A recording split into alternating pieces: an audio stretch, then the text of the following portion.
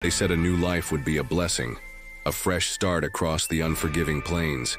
But from the moment the dusty stagecoach pulled into the desolate station, the dark promise of the untamed West had already swallowed their hopes whole. Two sisters, desperate for a future, found themselves entangled in a web of deceit spun by the very men they believed would be their salvation. But before we get into this tale, let us know in the comments, where are you watching from, and subscribe if you want more content like this one. The wind carried the scent of dry earth and a faint whisper of desperation through the open window of the small, desolate cabin, a constant companion to Ilara and Lyra's solitude. For years, they had clung to the frayed edges of a life their parents had carved out, a life that now felt like a relic, brittle and crumbling beneath the weight of relentless misfortune. Their homestead, once vibrant with the promise of a bountiful future, had withered under a succession of droughts and the quiet, persistent despair of a world that seemed to have forgotten them. Ilara, the elder, possessed a quiet strength, a resilience forged in the fires of responsibility. Her hands, though calloused from years of toil, still held the delicate grace of someone who once dreamt of finer things, a world of books and gentle melodies. Her eyes, often shadowed by unspoken anxieties, harbored a flicker of defiant hope, a yearning for stability that bordered on a silent prayer. Lyra, younger and more impetuous, was a creature of vibrant emotion, her spirit a wild flower fighting to bloom in barren soil. Her laughter, though rarer now, had once filled the cabin, a stark contrast to the heavy silence that had settled in its wake. She clung to romantic ideals, to the notion of a hero arriving to sweep them away, a stark naivety that Ilara often found both endearing and deeply worrying. Their meager savings dwindled like sand through cupped hands, and the vast, indifferent landscape surrounding them offered no solace, only the chilling reminder of their isolation. Each sunrise brought not renewal, but a deeper plunge into the abyss of their dwindling prospects. The concept of marriage had always been a distant, almost mythical thing, a luxury for those with choices and connections. But as winter loomed, a cold, hard truth settled upon them. They needed men, not for love, but for survival. The advertisements, crude and simple, offering respectable women to honorable men in the West, had seemed like a desperate beacon in the encroaching darkness. It was a gamble, a throwing of dice against fate, but what other cards did they hold? Ilara remembered the hesitant conversation, the way Lyra's eyes had sparkled with a fragile excitement, imagining a life plucked from the pages of a dime novel. Ilara, ever the pragmatist, saw only the chilling necessity, the cold, stark reality of their dwindling flour sacks, and the leaky roof that threatened to collapse with the next storm. They penned the letters, words flowing from their pens like silent tears, describing themselves with a careful honesty that bordered on plea. They spoke of diligence, of quiet natures, of a readiness to work. They did not speak of the gnawing fear in their hearts, the hollow ache of loneliness that had become their constant companion. The replies came, surprisingly swift, 2 envelopes arriving together, sealed with the promises of new beginnings. Ilara's letter was from a man named Silas, a lumberman, described as steady and strong. Lyra's was from Thomas, a rancher, with a flamboyant script that suggested a life of adventure. Their photographs, faded and sepia-toned, offered little comfort, only a vague sense of unfamiliarity. Yet they clutched these images, these fragile hopes, as if they were talismans against the encroaching despair. The decision was made, not with joy, but with a grim resolve. They would leave their parents' ghosts behind, their lives defined by a landscape that had become too unforgiving. They would venture into the unknown, trusting their futures to men they had never met, guided only by the desperate hope that a stranger's hand might offer the stability a harsh land refused. It was a step into the void, a leap of faith born not of courage, but of the stark, unyielding truth of their vanishing options.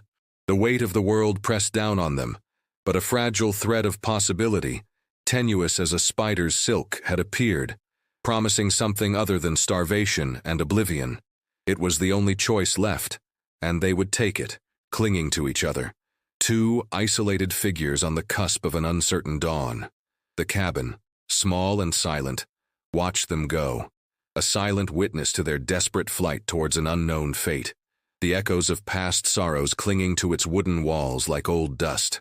The stagecoach, a rattling cage of anticipation and fear, had finally disgorged them onto the dusty main street of Harmony Gulch, a name that struck Ilara as a cruel irony given the knot of apprehension tightening in her stomach. The air hung thick with the smell of horse manure and stale whiskey, a scent that clung to the ramshackle buildings and the rough-hewn faces of the men who had gathered to watch their arrival. This was not the picturesque idyll promised in the mail-order advertisements, but a place worn raw by the elements, its inhabitants equally weathered. Lyra, ever the romantic, had tried to find beauty in the arid landscape, pointing out the hardy desert flowers clinging to life, but Ilara saw only the stark, unyielding truth of a land that offered no quarter. And then they appeared, stepping forward from the small crowd of curious onlookers. Silas, Ilara's intended, was a man of imposing height and broad shoulders, his presence solid and unyielding like an ancient oak. His eyes, the color of river stones, held a quiet intensity, a gaze that seemed to weigh and measure, revealing little of the man beneath. He wore a simple dark suit, well worn but clean, and his handshake was firm, almost crushing, leaving a strange tingling sensation in Ilara's palm. He spoke few words, his voice a low rumble, but those words carried a certain gravity. "Welcome, Miss Ilara. It's been a long journey." There was an almost practiced formality to his greeting, a detachment that Ilara found unsettling yet, in her desperate need for stability, oddly reassuring. He seemed like a man rooted, unmovable, precisely the kind of foundation she sought. Thomas, Lyra's choice, was a striking contrast. He was lean and wiry, with a shock of dark hair perpetually falling into his sharp, intelligent eyes. His smile was quick, almost too quick, flashing like a silver knife in the harsh sunlight. He moved with a restless energy, his hands constantly fidgeting, and his clothes, though new, seemed to sit uncomfortably on his frame. He greeted Lyra with an effusive warmth, his words a torrent of compliments and promises. "My dear Lyra, you are even more beautiful than your letter described. This day marks the beginning of a truly magnificent life for us, I assure you." Lyra, momentarily charmed, blushed deeply, her earlier anxieties momentarily forgotten in the rush of his attention. Ilara, however, observed the scene with a quiet cynicism. Thomas's exuberance felt forced, a performance rather than genuine emotion. His eyes, though bright, seemed to hold a flicker of something guarded, something restless beneath the surface. As the men helped them with their meager luggage, a strange tension settled in the air. Silas, efficient and silent, moved with a deliberate grace that belied his size, while Thomas, ever verbose, filled the silence with empty promises and grand pronouncements. The short walk to the buckboard, a crude wooden vehicle that would take them to their new homes, felt impossibly long. Ilara caught Lyra's eye, a silent question passing between them. Lyra offered a hesitant smile, a mixture of excitement and lingering doubt. The dreams she had spun in their quiet cabin felt suddenly fragile, exposed to the harsh light of this new reality. As they climbed into the buckboard, the men on either side, Ilara felt a prickle of unease. Silas's presence, though solid, felt strangely heavy, almost suffocating. And Thomas, for all his charm, seemed to possess a nervous energy that resonated with the unsettled dust of the street. This was not the grand, romantic arrival Lyra had envisioned, nor the stoic, quiet stability Ilara had craved. It was merely a transfer, a shifting of their lives from one desperate corner of the world to another, with two strangers as their new anchors. The journey to Silas's remote logging cabin, perched precariously on a wooded incline, was silent and long. The trees loomed like dark sentinels, their shadows stretching long and menacing in the fading light. A shiver, unrelated to the cooling air, traced its way down Ilara's spine. The initial impressions, though varied, had solidified one truth. These men were not simply the blank canvases they had imagined, waiting to be painted over with their hopes. They were men with histories, with unseen depths, and an unsettling quietness that spoke volumes without a single word. The path ahead felt less like a promise and more like a descent into the unknown, a winding trail into the heart of a mystery they were only just beginning to uncover. Life with Silas was a study in quiet, almost unnerving routine, a stark contrast to the dramatic flourishes Lyra described from her time with Thomas. Ilara found herself navigating a domestic landscape defined by stoicism and predictable rhythms. Silas woke before dawn, his movements silent as he prepared for the arduous day of logging. The smell of pine and freshly cut wood clung to his clothes, a scent that was both earthy and isolating. He ate his meals with a methodical efficiency, his gaze often fixed on some distant point beyond the cabin's small window, as if already calculating the day's felling. Dialogue was sparse, a series of necessary exchanges about chores or the weather. Ilara, accustomed to Lyra's effusive nature, found the silence amplified the questions swirling in her mind. She tried to engage him, to find common ground, but his responses were always clipped, polite, but devoid of any true connection. It was like living with a stone sentinel, ancient and unmoving. Yet there was a strange, unsettling precision to his actions. Every tool had its place, every chore its appointed time. He was meticulous, almost obsessive in his orderliness. One evening, as she mended a tear in his rough spun shirt, she noticed a strange, faint discoloration on his left forearm, almost like a faded bruise, but too uniform, too oddly shaped to be accidental.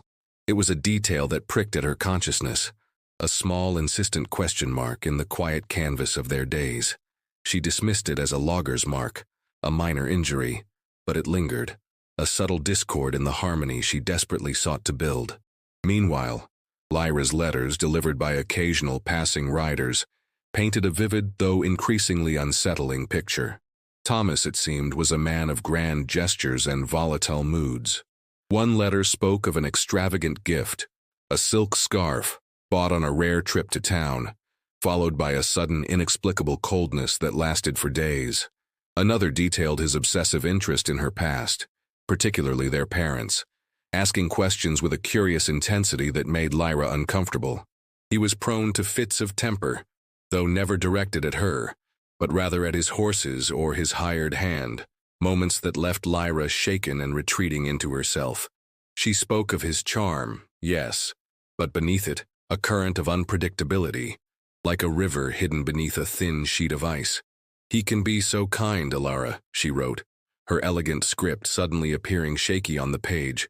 "But sometimes his eyes, they go cold, like a winter sky, and I don't know him at all." The words resonated with Ilara's own experience. Silas, too, had moments when his customary quietness morphed into something heavier, a tangible presence of unspoken thoughts that pressed down on her. Once, she found him staring out into the dense forest, his back to her, his shoulders rigid. When she spoke his name, he jumped, a sudden, almost violent movement, and turned to her with a startled, almost hunted look in his eyes before it quickly smoothed over into his usual impassive mask. "Just thinking," he'd muttered, turning back to the window. The incident was fleeting, but it left a chill in the small cabin, a sense of something lurking just beneath the surface of his carefully constructed calm. Their conversations, even when they occurred, often felt like two rivers flowing side by side, never truly merging. The subtext was a heavy cloak, shrouding their true thoughts. Ilara found herself observing him with an increasing intensity, seeking clues, trying to decipher the unwritten language of his silences. She noticed how he never spoke of his past, how his replies were always evasive when she touched upon it, a carefully constructed wall of forgetfulness. It was a strange dance of proximity and profound distance, two lives entwined by necessity, yet separated by vast, unbreachable chasms of the unknown. The quiet cabin, once a sanctuary, was beginning to feel more like a cage, its walls growing closer with each passing silent day. The promise of stability now felt like a fragile veneer, barely concealing a disquieting truth that threatened to shatter their carefully built world. The first concrete fissure in the carefully constructed facade of their new lives appeared not with a dramatic crash, but with the quiet click of a locked drawer. Ilara, seeking a needle and thread to mend a torn curtain, had inadvertently stumbled upon a small, ornate wooden box tucked away in Silas's bedside table, a piece of furniture he had brought with him. Its lid was secured with a delicate, almost invisible clasp, and a faint tremor ran through her hand as she saw it. Silas was out in the logging camp, a mile distant, unlikely to return for hours. Her fingers, usually steady, fumbled with the latch, a hesitant dance between propriety and a gnawing curiosity that had grown too strong to ignore. The box clicked open, revealing not sewing supplies, but a stack of old, yellowed letters tied with a thin, faded ribbon, and beneath them a tarnished silver locket. A wave of guilt washed over her, quickly followed by a tide of cold certainty. These were not innocent keepsakes. They were hidden, secreted away with an almost desperate intent. She picked up the locket first. It was heavy in her palm, its surface scratched and worn. She pressed the release and it sprang open, revealing 2 miniature portraits. One was of a young woman, her face gentle and kind, framed by a soft, pale gown. The other was of Silas, but younger, his eyes less guarded, almost soft, a ghost of a smile playing on his lips. His arm was around the woman, their figures intertwined, a picture of profound affection. A tremor went through Alara. This was a man she did not know, a love he had never spoken of. She carefully replaced the locket and picked up one of the letters. The script was delicate, flowing, clearly the hand of the woman in the locket. The date on the first letter she opened was from 2 years prior, a testament to its age. The words blurred slightly as her eyes scanned them, but a few phrases leaped out, stark and chilling. The nightmares are worse, my love. Since the incident, the constable was asking questions again.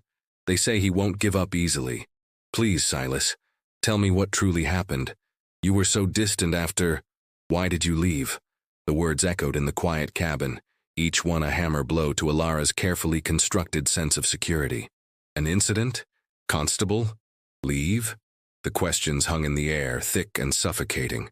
Silas had never spoken of a past wife, of a family, of any trouble. His life, as he presented it, was a blank slate, clean and unblemished. But this box, this locket, these letters, painted a picture of a man haunted by something dark and unresolved. The memory of a small-town gossip, overheard fleetingly as a child, surfaced like a phantom from the depths of her mind. A story, whispered in hushed tones, of a man new to their region who had vanished suddenly from his family's farm after a terrible fire. The details were hazy, fragmented, buried under years of simpler concerns, but the thread of similarity was chilling. A man with a past, a sudden disappearance, a family left behind. Could it be? The thought sent a cold shiver down her spine. The faint odd mark on Silas's arm she had noticed weeks ago now presented itself with new meaning. A strange, almost ritualistic scar, the kind not born from a logger's rough work, but from something more deliberate, more sinister. Her mind raced, piecing together fragments of his evasiveness, his sudden jumps, the moments of distant, almost pained silence. He was not merely private, he was secretive. He was hiding something monumental, something that pulsed with an unseen grief or a profound guilt. She carefully put everything back, the locket and the letters precisely as she had found them, the wooden box clicking shut with a finality that felt ominous. The silence of the cabin, once merely quiet, now felt charged with unspoken secrets, heavy with the weight of her sudden knowledge. She looked around the cabin, at the familiar wooden beams, the meager furnishings, and they seemed to shift, to morph into the walls of a cage. The man she had married, the silent, stoic lumberman, was a stranger, draped in layers of deception, and the foundation of her new life had just fractured, revealing a terrifying abyss beneath. She was living with a man who had not merely arrived from a distant place, but who had fled from a shadowed past, a past that now threatened to consume her as well. The very air around her seemed to thicken with the weight of this revelation, stealing her breath and chilling her to the bone. The weight of her discovery pressed down on Alara like a physical burden, each breath a conscious effort against the suffocating knowledge. She found herself walking the familiar path to Lyra's homestead with a new urgency. The quiet determination that usually anchored her now edged with a desperate need to share, to unburden. Lyra, with her bright, quick mind, might see something Alara had missed, or perhaps simply, she might offer the solace of shared fear. The landscape, once a symbol of their new beginning, now seemed to mirror Ilara's internal turmoil, the vast, indifferent plains stretching out endlessly, offering no escape.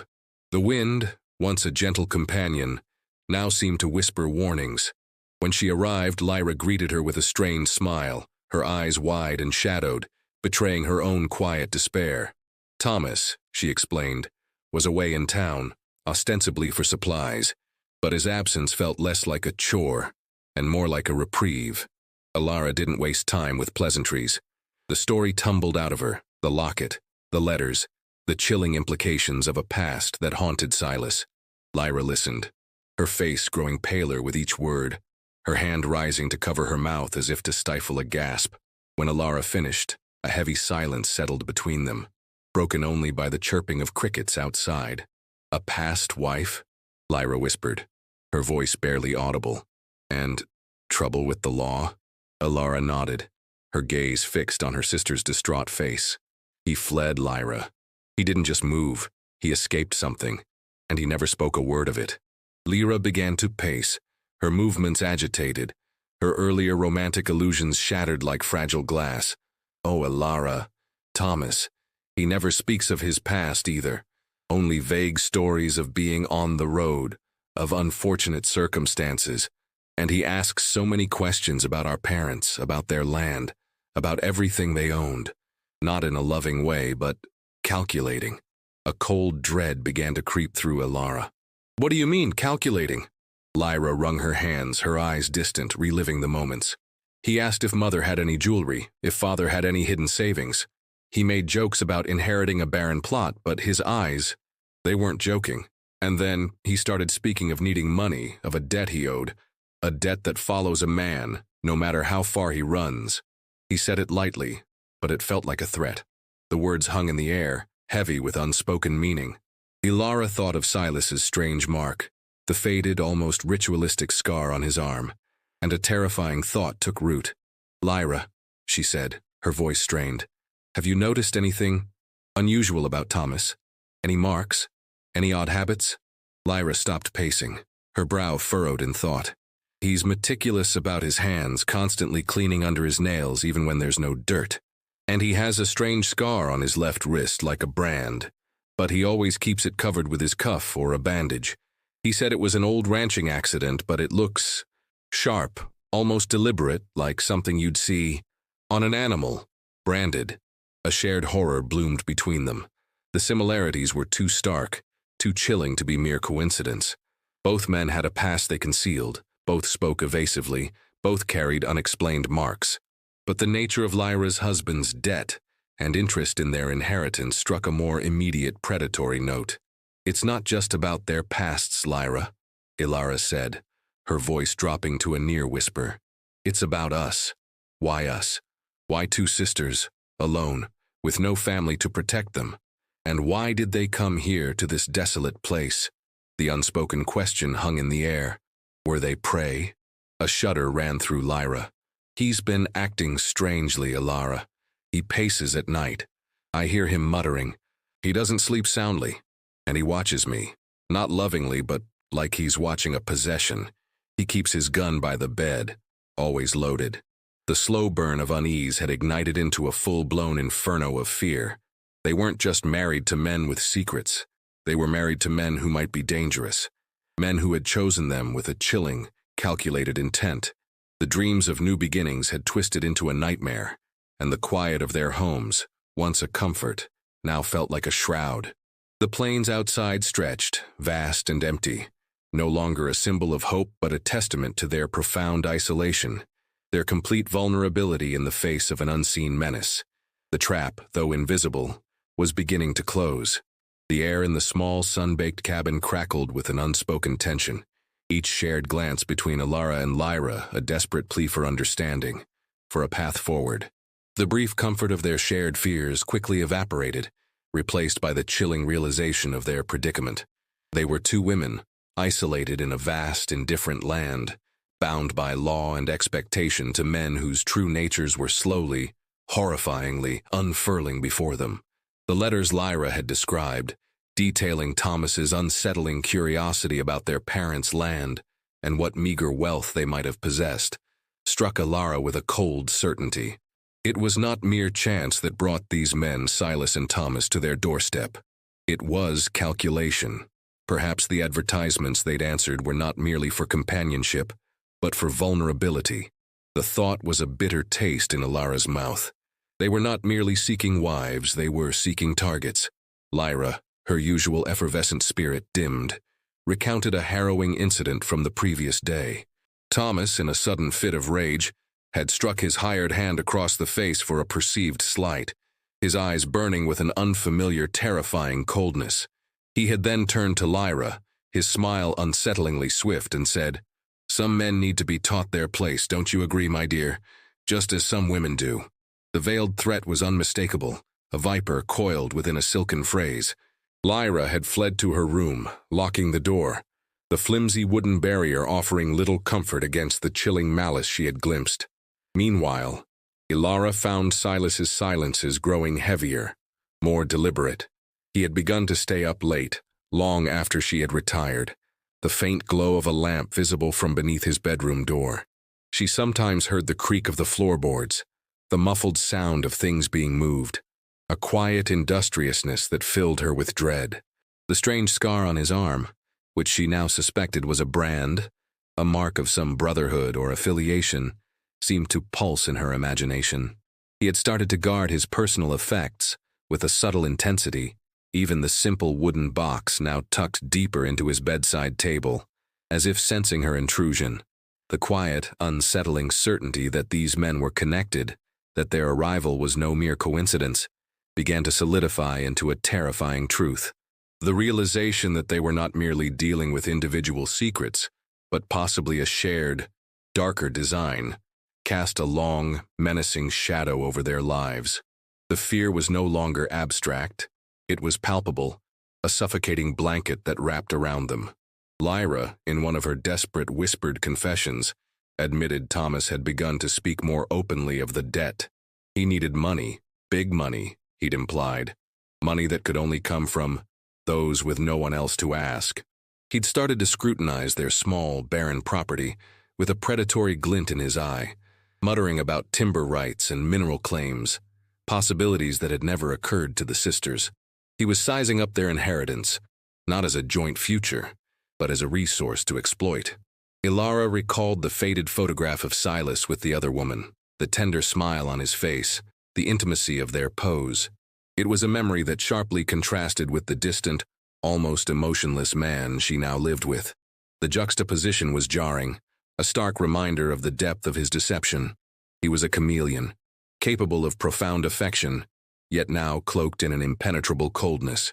It begged the terrifying question, what had happened to the woman in the locket? And was Ilara destined for a similar unspoken fate? The commonality of their evasiveness, the shared fear in both sisters' hearts, the quiet menace of their new husbands, coalesced into a singular, dreadful understanding. They were trapped, two fragile birds caught in a snare, their wings clipped by the very vows they had taken. The silent plains, once a canvas for their hopes, had become a desolate stage for a drama of impending doom. The truth, in its agonizing slowness, was finally revealing itself, each fragmented piece of information a shard of glass, cutting deeper into their diminishing sense of security. The smiles of their husbands, once a flicker of hope, now seemed like cruel masks, disguising an insidious purpose. The quiet cabin, once a sanctuary, had become a tomb, and the vast, unforgiving landscape outside, a silent, indifferent witness to their unfolding nightmare. The unraveling had begun, and with it, the cold, hard certainty that their lives, as they knew them, were over. The silence in Ilara's cabin, a quiet companion for so long, had now twisted into a tangible weight, pressing down on her, amplifying the thunderous beating of her own heart. The shared realization with Lyra, the terrifying commonalities in their husbands' concealed pasts and chilling present behaviors, had stripped away the last vestiges of illusion. They were not merely unfortunate, they were targeted. The full gravity of this truth settled upon Ilara with the force of a physical blow. Silas's presence, once merely taciturn, now felt like a predatory shadow, his every movement observed with a heightened, almost frantic awareness. He was a silent hunter, and she, unknowingly, had become his prey. One evening, as the last embers of the day faded from the sky, Silas returned from town, his gait heavy, his face set in grim lines. He carried with him not the usual provisions, but a large leather-bound ledger, its pages yellowed and brittle with age. He placed it on the small table, the thump echoing in the stillness, and his eyes, usually so guarded, met hers with an unfamiliar glint. "This," he said, his voice low, "is the reason I came here. The reason for everything." Ilara's breath hitched. She expected a confession, a revelation of his own dark history. Instead, he opened the ledger, pushing it towards her. The pages were filled with meticulous entries, not of logging profits, but of land deeds, mining claims, and historical tax records for properties all across this remote region, many of them abandoned, many of them forgotten. He pointed to a specific entry, his finger tracing faded ink. It was their parents' land, their small, barren homestead, detailed with unnerving precision. "Your father, bless his soul, was a stubborn man. He knew this land held more than just dust. He spoke of minerals, of a vein of silver he believed ran beneath the North Ridge, but he never had the means or the time to prove it." Ilara stared at him, bewildered. This was not the confession of a murderer she expected, but a revelation of a different kind of ambition, a different kind of deceit. His voice dropped, losing its detached quality, acquiring a strange, almost feverish intensity. "Thomas and I, we were part of a scheme, a collective. We followed leads, tracked down old claims, properties ripe for the taking. This land, yours, was one of the most promising. You two, you were merely the means to an end." The words hung in the air, cold and calculated. They were not wives, but unwitting pawns in a meticulously planned heist, their marital vows a legal key to unlock the family's hidden potential. The irony was a bitter burn on Ilara's tongue. They had sought stability and instead found themselves chattel, their desperate need for security exploited with a chilling precision. "The woman in the locket," Ilara whispered, the question escaping her lips before she could stop it, her voice trembling. "Who was she?" Silas's jaw tightened, his gaze distant.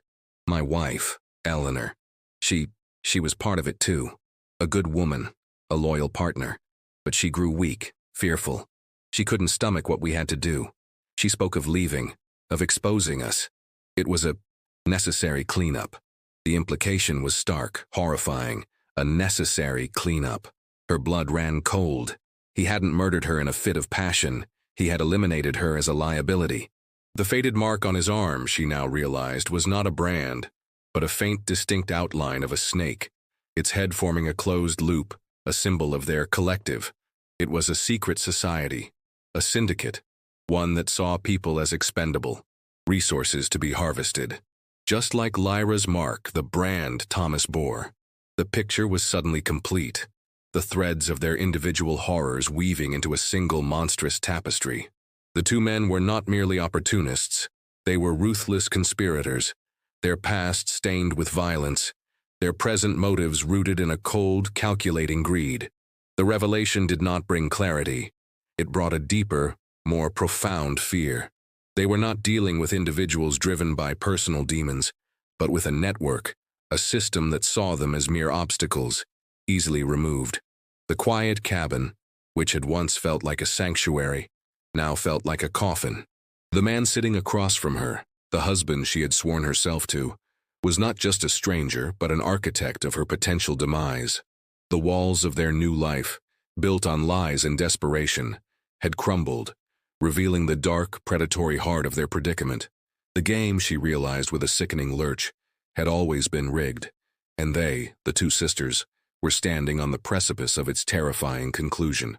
The revelation from Silas about the mining claims in the collective was a blow that stripped away the last vestiges of Ilara's hope, leaving her raw and exposed.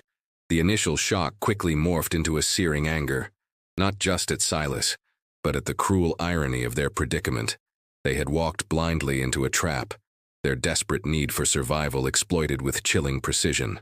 The silence in the cabin became a suffocating shroud, filled with the echoes of Silas's cold confessions.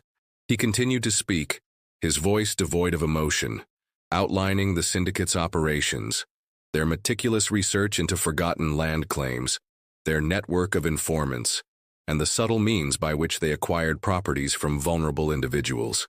He detailed how he and Thomas had been tasked with securing the sisters' homestead, a small but strategically vital piece of land. The chilling implication was that the sisters were merely a means to an end, a legal loophole to secure the mining rights. Ilara listened, her mind racing, trying to absorb the enormity of the betrayal, the callousness of their deception. Every word Silas spoke, every detail of their ruthless plan solidified the terror she felt. He spoke of Eleanor, his previous wife, with a clinical detachment that sent shivers down Ilara's spine. She became a liability, he'd stated, his eyes cold and unseeing. She understood too much, questioned too much, and in this line of work, questioning can be fatal. The unspoken threat hung heavy in the air, a sword dangling above Ilara's own head. She was a liability now, too, a witness to their grand, illegal scheme. The thought of Lyra, equally entrapped and unknowingly targeted, fueled a fierce protective instinct within Ilara. She had to warn her, had to find a way to break free. The vastness of the plains outside, once a symbol of endless possibility, now represented an insurmountable barrier. Where could they go? Who would believe them? The law, Silas implied, was often bought or intimidated in these remote territories. The syndicate's reach was far wider than she could have imagined. The conversation with Silas lingered, a toxic vapor in the small cabin.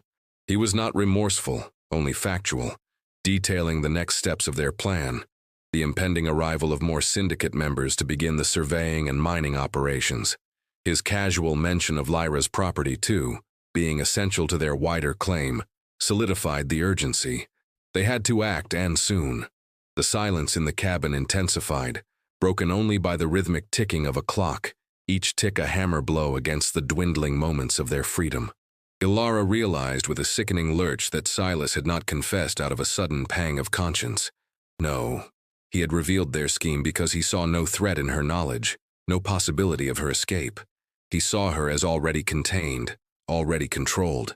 This realization was more terrifying than the details of the syndicate itself. She was trapped, a fly in a spider's meticulously spun web, and the spider was now revealing its fangs, confident in its imminent meal. The quiet, methodical way Silas moved, the steady, unwavering gaze in his eyes solidified this chilling truth. There was no escape, not easily, not without a desperate, dangerous gamble. She thought of the brand on his arm, the snake, its head forming a closed loop, a symbol of entrapment, of inescapable coils. She glanced at the open ledger, the neat columns of figures and names, a testament to the cold, calculated nature of their impending doom. Their lives, their very existence, had been reduced to an entry in a ledger, a line item in a grand criminal enterprise.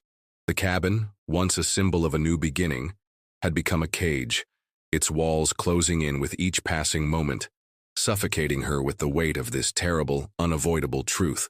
The path ahead was dark, filled with shadows and unseen dangers, but Ilara knew, with a certainty that chilled her to the bone, that inaction was no longer an option. The choice was clear: fight for their lives, or succumb to the fate these men had so meticulously planned for them. The weight of Silas's confession, the chilling revelation of the syndicate and their calculated exploitation, pressed down on Ilara, shaping her terror into a steely resolve. The immediate danger was palpable, a phantom presence in the cabin, but a far greater fear ignited within her: the fate of Lyra. If Ilara was a liability, Lyra was equally so, perhaps even more vulnerable due to her enduring naivete and romanticized view of the world. There was no time for despair, only action. The image of Lyra, her spirit dimmed, her laughter silenced by Thomas's chilling veiled threats, spurred Ilara forward. She could not, would not, allow her sister to become another footnote in the syndicate's ledger, another victim of their cold calculations. The memory of their shared childhood, the unspoken pact of sisterhood forged in the solitude of their youth, surged through her, a powerful current of love and loyalty. She remembered a particular summer storm, violent and relentless, that had trapped them in their cabin for days. Their parents, away in town, were unable to return. Fear had clung to Lyra, but Ilara, despite her own trembling, had kept the fire burning, told stories, sang lullabies, a silent promise to protect her younger sister, no matter the cost. That promise now fueled her, a burning ember in the pit of her fear. Her mind, usually cautious, raced, searching for an escape, a loophole in the tightly woven web of deceit. The remote location, their isolation, which had once felt like their greatest weakness, now presented a strange, dangerous opportunity. The very lack of witnesses, the absence of immediate external intervention, meant their fight would be their own, a struggle for survival fought on their own terms. The thought was both terrifying and liberating. They could not rely on the law. It was compromised. They could not flee blindly. They would be hunted. They had to fight. A plan, fragile as spun glass, began to form in Alara's mind, coalescing from fragments of desperation and a sudden, sharp clarity. It would be dangerous, requiring absolute precision and a level of deception that made her stomach churn. But it was their only chance. She would need to appear compliant, to lull Silas into a false sense of security, to make him believe she had accepted her fate, resigned herself to becoming a pawn in their scheme. This would be the hardest part, forcing a smile, speaking words of acquiescence that tasted like ash on her tongue, all while a desperate plan was incubating beneath her quiet exterior. The small, tarnished locket, still hidden in Silas's drawer, offered a grim inspiration. Eleanor, his previous wife, had been cleaned up. Alara would ensure that history did not repeat itself, not for her, and certainly not for Lyra. The knowledge that Silas and Thomas were connected, part of a larger, organized criminal network, added a layer of complexity to her nascent plan. It wasn't just about escaping two dangerous men. It was about outmaneuvering a sophisticated, ruthless organization. This meant they couldn't just vanish. They had to disappear, to become ghosts in the vast wilderness. The prospect filled her with a profound sense of dread, yet also a strange, defiant surge of adrenaline. The stakes were impossibly high. Their lives, their very freedom, hung in the balance. The vast, indifferent landscape outside the cabin now seemed to hold not just danger, but also the promise of concealment, of a desperate flight into the wilderness they knew so intimately. The wind, which had whispered warnings, now seemed to murmur a desperate call to action. Alara looked at her calloused hands, the hands that had tilled earth, mended clothes, and now, perhaps, would have to fight for their lives. The quiet determination that had defined her for so long solidified into an unyielding resolve. The time for waiting, for silent suffering, was over. The trap was closing, but Alara, forged in the crucible of this unforgiving land, would not be caught without a fight.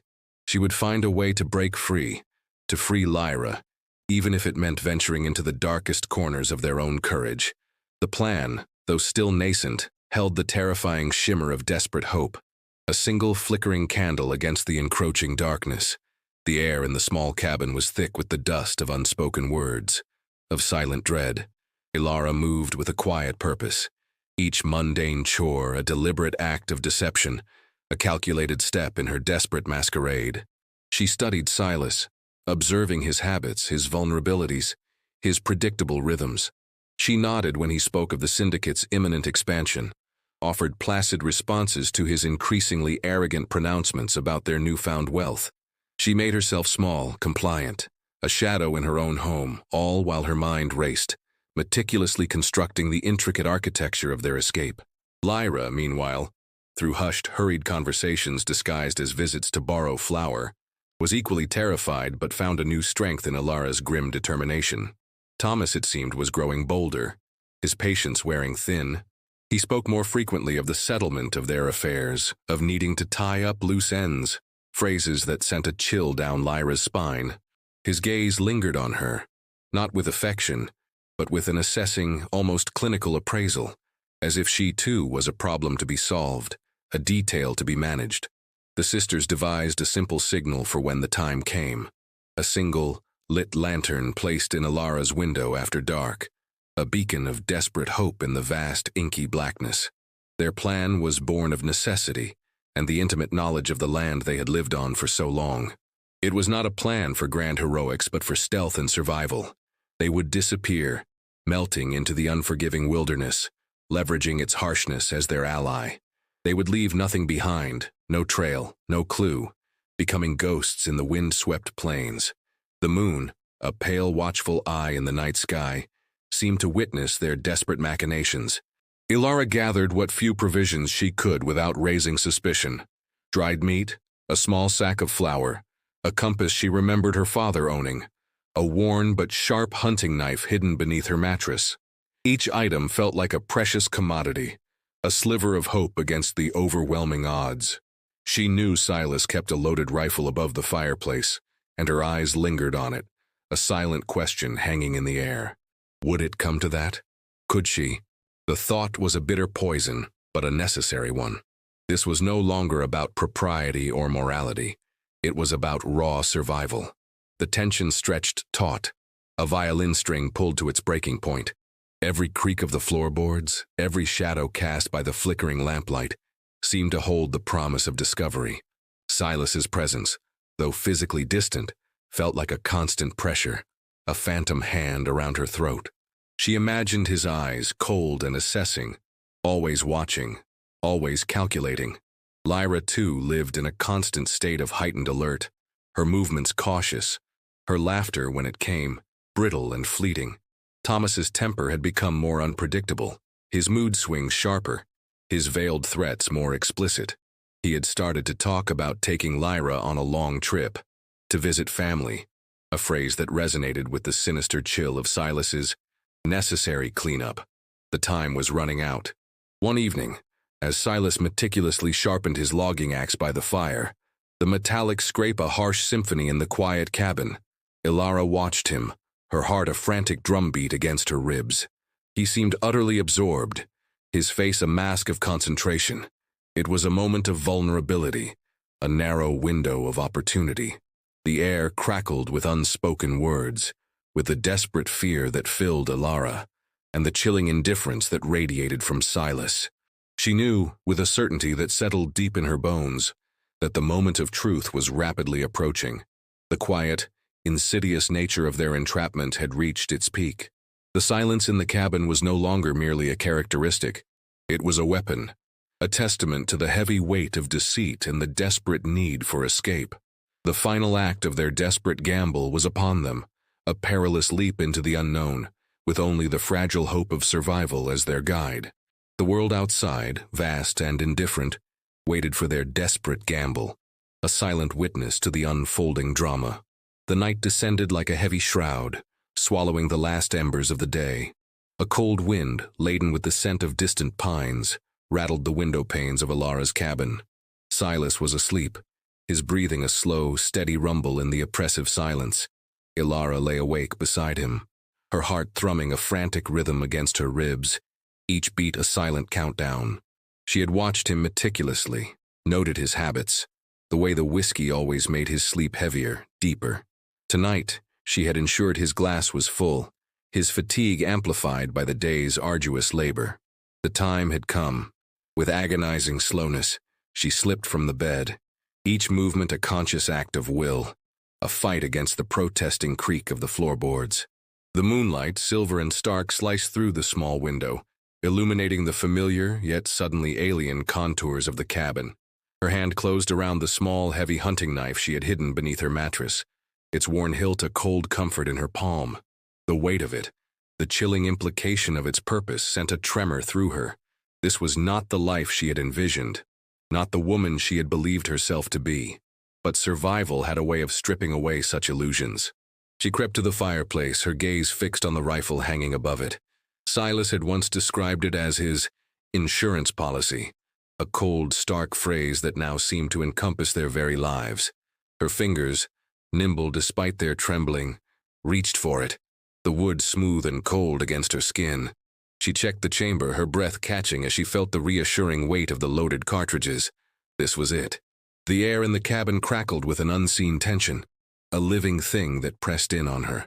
She had a sudden, vivid flashback, not to a grand moment, but to a mundane one.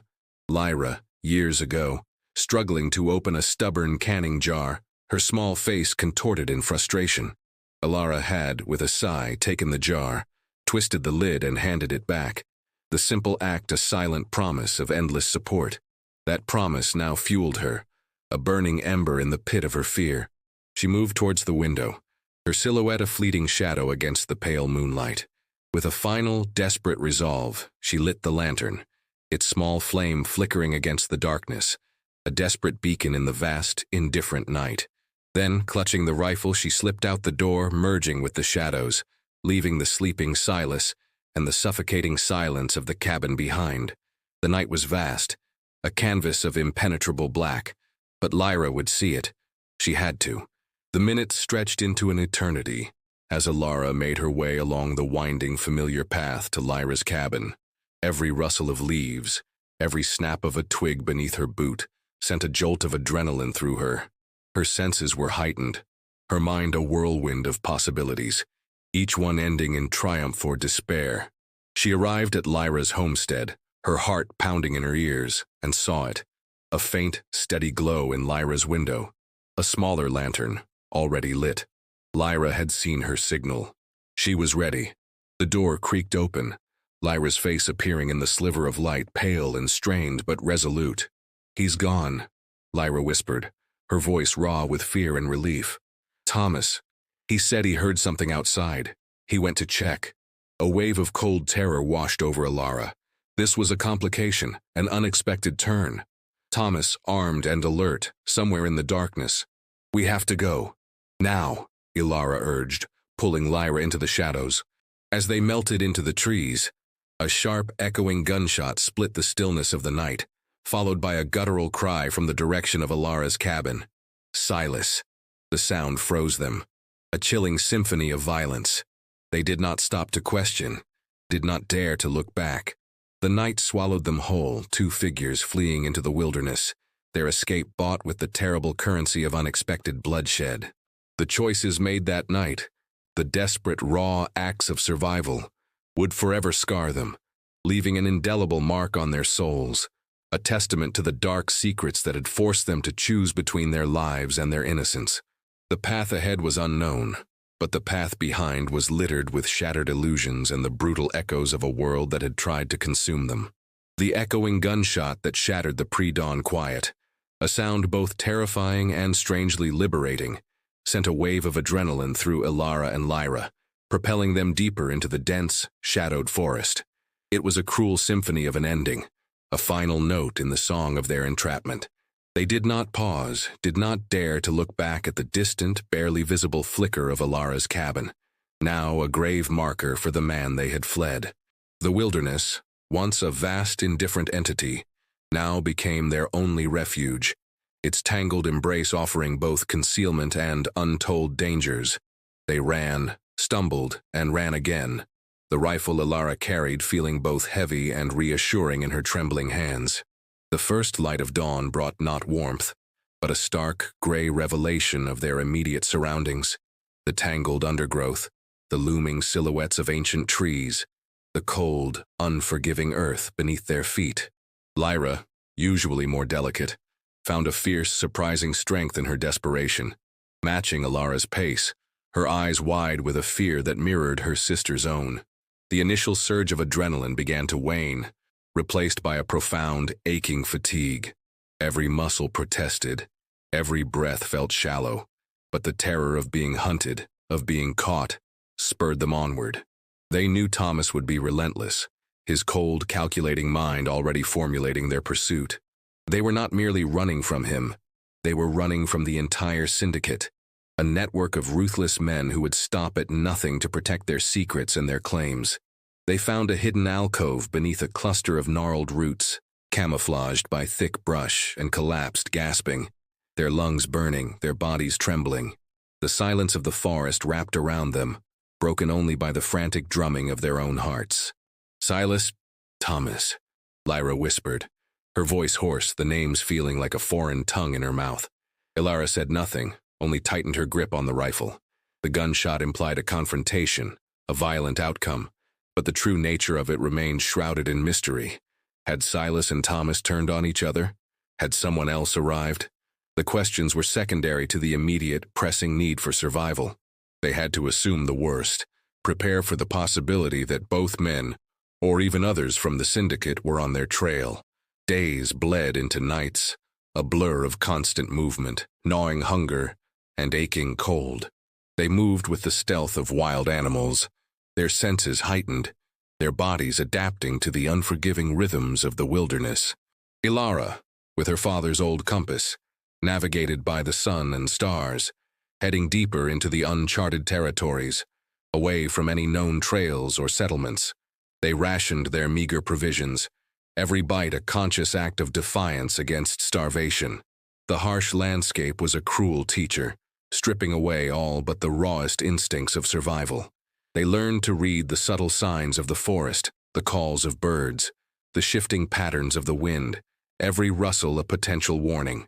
One evening, huddled beneath a makeshift shelter of pine boughs, Lyra began to weep, quiet, heartbreaking sobs that spoke of deep, unhealed wounds. "We should have stayed.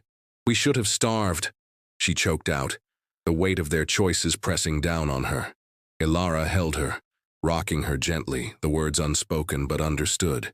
The choice they had made, the desperate gamble for survival, had cost them more than their innocence. It had stripped away their dreams, their future, leaving them with only the brutal present. But a glimmer of resilience, faint but persistent, flickered within them. They were still alive. They had faced death, betrayal, and the crushing weight of their own flawed choices, and they had survived. They were not broken, they were survivors, forged in the crucible of their harrowing ordeal. The distant memory of their small cabin, once a symbol of entrapment, now seemed a distant, almost unreal dream, replaced by the stark, tangible reality of the wilderness, their new, temporary home. The journey was not over, but they had taken the first, terrifying steps towards reclaiming their lives, shattered and irrevocably altered, yet undeniably their own. The hope was not bright or clear, but a small, stubborn ember glowing in the profound darkness of their new existence. The weeks that followed their desperate escape were a relentless testament to the sheer will to survive, a blur of silent movement and gnawing uncertainty.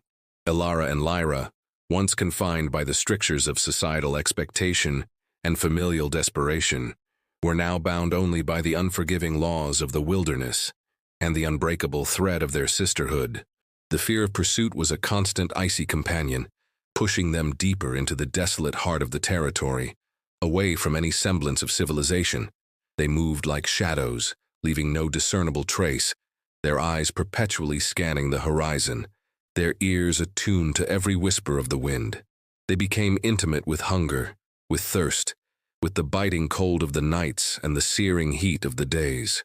The small rifle Ilara carried became an extension of her arm, a grim reminder of the violence they had fled, and the violence they might yet face. They hunted small game, foraged for edible roots and berries, their hands growing rougher, their faces gaunt, but their eyes, though haunted, held a steely glint of determination. The silence between them, once awkward, now spoke volumes. It was a language of shared suffering, of unspoken understanding, of a bond forged in the crucible of absolute terror. Lyra, who had once been so fragile, discovered a deep reservoir of resilience. Her laughter, once free, now manifested in small, wry smiles at Ilara's ingenuity, at their shared triumphs over a stubborn route or a successful hunt. Ilara, in turn, allowed herself moments of quiet vulnerability, leaning on Lyra's unexpected fortitude, finding solace in her sister's unwavering presence. The wilderness became their teacher, stripping away all pretense, revealing the raw essence of their beings. They were no longer the women who had ordered mail-order husbands out of desperation. They were survivors, hardened by betrayal, sharpened by the brutal necessities of their new existence. They spoke little of Silas or Thomas, the names themselves a trigger for a fresh wave of horror. But the memory of their deceit, the chilling discovery of the syndicate's true purpose, fueled their resolve. They had not just escaped, they had escaped a conspiracy, a network that sought to exploit the vulnerable. Their escape was a tiny act of defiance against a vast predatory force. One day, after weeks of relentless travel, they stumbled upon a small, isolated trapper's cabin, long abandoned and reclaimed by the elements. Its roof was partially collapsed, its windows shattered, but it offered a temporary shelter, a brief respite from the perpetual movement. It was here, in the quiet decay of another forgotten life, that they finally allowed themselves to truly rest, to reflect on the precipice from which they had leaped. The decision to order those husbands, a desperate gamble, had yielded a harvest of fear and bloodshed. The irony was a bitter taste in Ilara's mouth. They had sought security, and instead found themselves living a life more perilous than any they could have imagined. Yet in this forced solitude, a new kind of freedom began to unfurl, tentative and fragile. They were no longer bound by societal expectations, no longer dictated by the desperate need for a man's protection. They were self-reliant, two women against the world, their survival a testament to their own strength. Their past, now a raw, exposed wound, had irrevocably changed them, scarring them in ways they would never fully comprehend. The dark secrets of the men who had pursued them had, paradoxically, illuminated the depths of their own courage. There would be no swift resolution, no triumphant return to a peaceful life. Their future was an open, uncertain path, filled with the echoes of their past, but also, for the first time in a long while, a fragile flicker of genuine, unburdened hope. They had lost so much, but they had gained themselves, tempered by fire, honed by fear, ready to face whatever lay ahead together. The silence that settled upon Ilara and Lyra in the abandoned trapper's cabin was not one of despair, but of a weary, profound peace. They had journeyed through the valley of the shadow of death, and though the shadows clung to them still, they had emerged. The immediate danger had receded, replaced by the vast, indifferent expanse of the wilderness, which had paradoxically become their sanctuary. They had not just survived, they had transformed. The sisters were no longer the timid, desperate women who had sought salvation in the guise of strangers. They were hardened, their faces etched with the lines of hardship and resilience, their eyes holding the deep, knowing gaze of those who had witnessed true darkness. Lyra, once drawn to the superficial glamour of romance, now found solace in the tangible, the real, the warmth of a fire, the taste of foraged berries, the quiet strength of her sister's presence. Her youthful naivete had been burned away, leaving behind a fierce, practical intelligence. She learned to set snares, to read the animal tracks in the dust, skills she never imagined possessing. Ilara, ever the pragmatist, allowed herself moments of quiet reflection. The memory of Silas, cold and calculating, detailing his syndicate's plans, still sent a shiver down her spine. The gunshots that had marked their escape remained a brutal echo in her mind. She knew they could not return to their old lives. Not yet. Perhaps never. The syndicate, she knew, would not simply vanish. They would be watchful, waiting. But their immediate focus was survival, and beyond that, forging a new existence on their own terms. The trapper's cabin became their temporary haven, a place to heal, to gather strength, to rebuild their shattered selves. They patched the roof, mended the broken window frames with scraps of canvas, and cleared the debris. It was a slow, arduous process, each hammer blow a defiant rejection of their past entrapment. They were creating, not simply surviving, a profound act of rebellion against the forces that had sought to destroy them. The symbolism was not lost on them. They were reclaiming their agency, piece by painstaking piece. They spoke little of the men, those dark figures who had forced them into this crucible. The experience was too raw, too deeply embedded in their consciousness to be lightly dissected. But in their shared silences, in the way their hands instinctively reached for each other in moments of quiet fear or profound gratitude, the story was told. Their bond, once tested by external pressures, had been forged anew in the fires of adversity, becoming unbreakable. They learned to depend solely on themselves, on each other.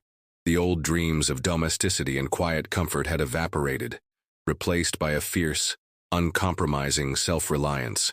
They were free, truly free for the first time in their lives, unburdened by societal expectations or the need for external validation. The resolution was not a grand, triumphant fanfare, but a quiet, profound inner shift. They had faced their demons, and while the scars remained, they were no longer defined by the trauma. The path ahead was still uncertain, stretching out into the vast, untamed wilderness. They would likely live a life of solitude, always watchful, always vigilant.